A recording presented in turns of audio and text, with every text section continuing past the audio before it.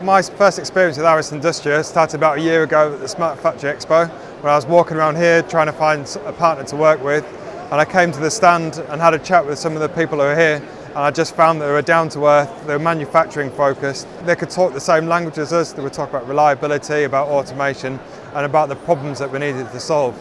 And so from then I thought, well, these are some people that we can really work with, and that's proven throughout the course of the project as well. So the impact on our business of RS Industria so far has been increased reliability on the paint plant. So it's given me peace of mind that I know that this system is not going to fail, and we've changed how we lubricate that system to give us better reliability. We've also identified some really good utility savings as well. So we're looking at saving £60,000 just with one project alone. Start simple, grow smart.